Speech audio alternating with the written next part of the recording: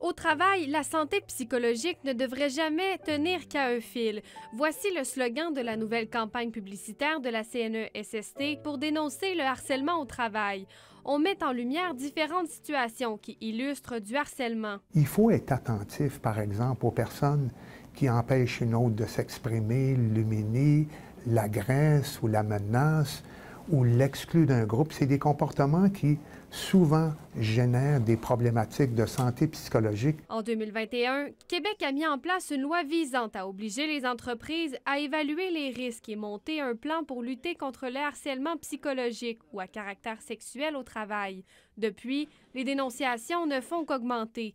3 430 plaintes ont été déposées en 2021, 500 de plus l'année d'après, pour qu'en date de septembre 2024, nous en comptions 4 700. Plus tu connais tes droits, plus il y a de l'information, de la formation, de la sensibilisation, ça incite à faire des réclamations.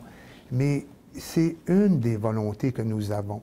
Si tu dénonces pas, ça devient encore plus préjudiciable pour le milieu de travail. Il y a plusieurs possibilités pour dénoncer du harcèlement au travail. D'abord, pour ceux qui en ont, c'est de s'adresser aux ressources humaines dans l'entreprise. Sinon, il y a toujours la CNESST qui peut intervenir dans ce genre de situation. Si la personne est inconfortable de le faire avec l'entreprise, avec son entreprise, puis elle préfère, elle peut passer par la CNESST.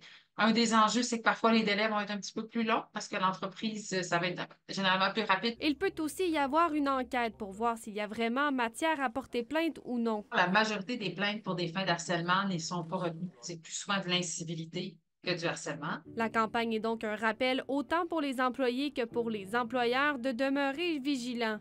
La publicité sera diffusée jusqu'au 1er janvier. Molly Bélan, TVA Nouvelles, Trois-Rivières.